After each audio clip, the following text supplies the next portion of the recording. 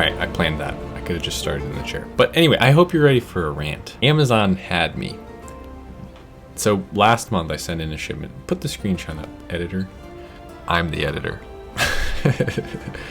Trust me, this YouTube channel doesn't make enough money to hire an editor. Everyone reaching out to my email, I post my email on my website. Hey, do you need an editor? Do you need an editor for 200 views on my rants? No, thank you.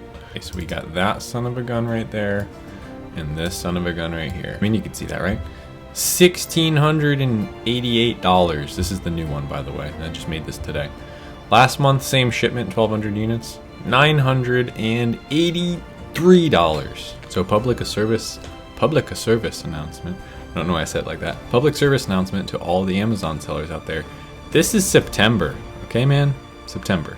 I'm sending in my October is usually the like cutoff. Send it in by then. It's already expensive. Now, let me just say this. These are the two different warehouses. This is with the shipment one location. I take the placement fees, I take the higher placement fees because it makes more sense domestically. I ship from one location in the country. I have a made in the USA product to just pay the damn placement fee for one location and then have Amazon distribute it. I don't save any money by splitting up my shipments. It loses me money. So this is the cheapest option I could currently find versus the old, technically probably not the cheapest option, but one of the faster, cheap options with one place. Now, this inbound placement fee thing started, I forget what month it was. This time flies by on this damn channel. I made a video about it back in the day. That, we used to put things into perspective. I used to send shipments into Amazon for like $277 for 8 pallets that weigh 1.2 thousand pounds. Like last year before, that's ridiculous. Now I'm paying $1,800 to send that same pallet in, and going from what, 26 cents or 18 cents a unit or something at one point to like $1.14 a unit now. Q4, granted, normally the rest of the year is not like that. If you're gonna send your shipment in and you don't already have it moving and you expect to get it checked in, like, good luck. Don't bother.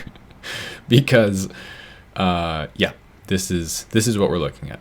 The location you want to get, you can't get. And I understand that there are softwares out there. Let me just say that. I understand there are like shipment creation softwares out there. If you've used any of those, please comment down below. Let me know how they're doing right now, how they're, managing your shipments. But this is what I'm looking at. A nice $1,688 bill to send a shipment in. Now, you do what you got to do. It's like, what am I going to let the product sell out? No, I'm going to keep sending shipment in. And we play a little bit with fire, right, at my brand, because it's like I have that domestic shipping, so I like to try and get it. I could have timed this better, all things considered. I could have timed this better. Maybe got a little lackadaisical at the wheel, but try and balance the storage fees out with how much you're sending in. Most of the year that works really well, but right now, again, if you're sending in shipments, this is kind of what you're going to be looking at. You're probably not going to get the one you want. You're probably going to have to pay more. It's probably going to take longer. In fact, change the probably in front of all those to just, this is what's going to happen. Now, I get this is like a funny thing to kind of complain about.